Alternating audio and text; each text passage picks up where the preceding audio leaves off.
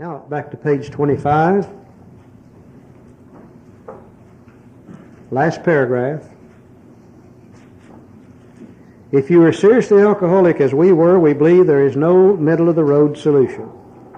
We were in a position where life was becoming impossible, and if we had passed into the region from which there is no return through human aid, we had but two alternatives. One was to go on to the bitter end, blotting out the consciousness of our intolerable situation as best we could. Step one. And the other to accept spiritual help. Step two. You're going to see him repeat those two statements in different ways over and over and over all the way through the book. In essence, what he's saying to us is we really don't have but two choices. We can stay powerless and drink until we die, or we can accept spiritual help and hopefully recover. People today say, don't talk too much about God, you might run the newcomer off. Well, the big book doesn't talking about, but it doesn't mind talking about this at all. My old sponsor said, Charlie, you don't need to worry about running the newcomer off talking about God. He said, if you do, whiskey will put him right back in here every time. And he said, probably when he comes back, he'll be ready to talk about God then. Page 26, a real short example, and then we're going to take a break. A good textbook never tells you something, but what it does not back it up with an example. He's told us about the need for the vital spiritual experience. Now he's going to back it up with a little story about a fellow named Rowland Hazard, who, by the way, is the man who interfered between Ebby and the judge and gave Ebby the information that he eventually brought to Bill. Rowland Hazard. A certain American businessman had ability, good sense, and high character. For years he had floundered from one sanatorium to another. He had consulted the best-known American psychiatrist, then had gone to Europe, placing himself in the care of the celebrated physician, the psychiatrist, Dr. Jung. Now, this was Rowland, as Charlie said, and he came from a family with means. You can tell by the way he had all this treatment. They were trying to help him, and they sent him to Europe. I always get jealous of Rowland because my family never sent me to Europe. Who prescribed to him. Though experience had made him skeptical, he finished his treatment with the usual confidence. His physical and mental condition were unusually good. He didn't go to Dr. Jung for a 28-day treatment program. He was there for a full year. He was there for a year. Under treatment with Dr. Jung. Okay, and then he came home. He says, above all, he had to believe he had acquired such a profound knowledge of the inner workings of his mind, the hidden springs, that relapse was unthinkable. Nevertheless, he was drunk in a short time. When he came back, he got drunk. Moreover, he could not give himself no satisfactory explanation for his fall. So he returned to the doctor whom he admired and asked him point blank why he could not recover. He wished above all things to regain self-control. He seemed quite rational and well-balanced with respect to other problems, yet he had no control whatever over alcohol. Why was this? He begged the doctor to tell him the whole truth, and he got it. In the doctor's judgment, he was utterly hopeless. He could never regain his position in society. He would have to place himself under lock and key or hire a bodyguard if he expected to live long. That was the great physician's opinion. But this man still lives and is a free man. He does not need a bodyguard, nor is he confined. He may go anywhere on earth where other free men may go. Without disaster provided, he remains willing to maintain a certain simple attitude. Some of alcoholic readers may think they can do without spiritual help. A conversation our friend had with his doctor. The doctor said, you have the mind of a chronic alcoholic. I have never seen one single case recover where the state of mind exists to the extent that it does in you. Our friend felt as though the gates of hell had closed on him with a clang. He said to the doctor, is there no exceptions? Yes, replied the doctor, there is. Exceptions to cases such as yours have been occurring since early times. Here and there, alcoholics have what I call vital spiritual experience. And Dr. Carl Jung was one of the best psychiatrists in the world at that time. And this man was big enough to admit that I can't help you. You know, most psychiatrists today would have gave him a few Valiums. They wouldn't have told him that, They think alcoholism is a Valium deficiency, most of them. Okay. But this guy said, yeah, now he admitted with the skills I have, now these psychiatrists deal with the mind. But this guy went out of his field. He went into another area. He went into the spiritual area, a psychiatrist. And he said, alcoholics have been recovering since the beginning of time. And we don't realize, but really, since the beginning of time, alcoholics have been recovering probably in a church or some spiritual program. And this is where he got it from. And he gave it to Rowland. And he said, here and there, once in a while, alcoholics are called spiritual myths. To me, these occurrences are a phenomenon. There's that word again. I see them, but I don't understand it. I see it happen, but I don't understand it. They appear to be the nature of a huge emotional displacements and rearrangements. Change. Ideas, emotions, and attitudes which were once the guiding force of the lives of these men are suddenly cast to one side. Change. And the completely new set of conceptions and motives begin to dominate them. Change. In fact, I've been trying to produce such emotional rearrangements within you. Change. With many individuals, the methods I have employed are successful, but I have never been successful with an alcoholic of your description. The spiritual experience produces the change. Simply, that's what it is. Now, this solution step, which later on came to believe that a power greater than yourself can do this or restore you to sanity.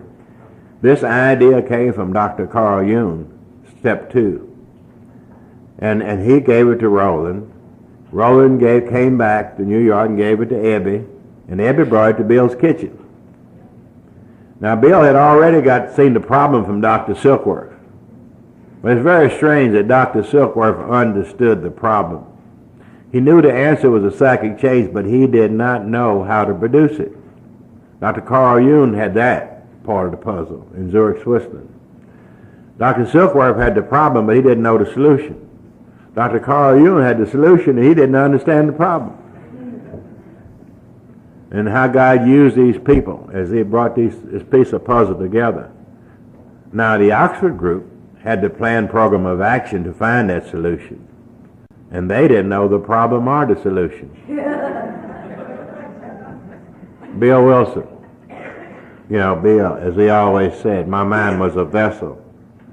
Bill none of these things originated in Bill's mind. Bill didn't originate the first step, the second step, or the recovery program. First step came from Silkworth, the second step came from Dr. Carl Jung, and the rest of the steps came from the Oxford groups. But Bill's mind was a vessel that gathered these things from all these places. He said, my mind was a vessel to put them together from these diverse people, all non-alcoholic, by the way, and produce the 12 steps. This is the miracle of Alcoholics Anonymous, how these things came from all over the world to his mind to produce the 12 steps. I think it's also very interesting to note that Bill, of course, came from East Dorset, Vermont. Yeah. He had gone to school drank with Ebby in Vermont. Rowland Hazard came from Vermont. And later on, when Bill met Dr. Bob, he was amazed to find that he was from Vermont also. Maybe God said those people are so stubborn that the only way they'll ever understand each other is to be from the same location. And they all did come from within a relatively short distance of each other during that particular period. We looked at the problem in the doctor's opinion and Bill's story, and we could see the powerlessness, the unmanageability of another human being's life. I think we could see there primarily about everything we needed to for step 1. Then in the chapter 2, there is a solution. We looked at a new kind of power to overcome the power of alcohol. We looked at the power that we get through association with the fellowship. And we've always known that when you associate with people who have recovered from what's killing you, there's always a tremendous amount of power comes from that, one sharing with another. We also looked at the need for the vital spiritual experience, because the power of the fellowship alone is not sufficient. And if we could take those two powers, and if we could add them together, then surely the power of the fellowship and the power of the vital spiritual experience would be enough to overcome any one person's powerlessness over alcohol.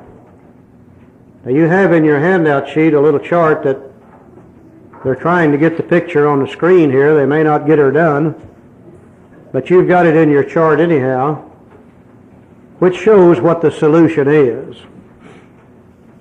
On one side of the chart it shows the fellowship, where the older member, sharing his experience, strength, and hope with the new member, provides support and provides power long enough for the new member to get their head kind of screwed on straight where they can begin to think a little bit. And of course we know that it's a reverse thing. As we older members share with the new member and support the new member, we draw strength from that also. So it's a two-way street. It's almost impossible today in AA to stay in here very long and not begin to believe in some power greater than human power. When you hear countless hundreds of AA members saying it's only by the grace of God or because of a power greater than I am, I haven't found it necessary to take a drink for X number of days, weeks, months, or years.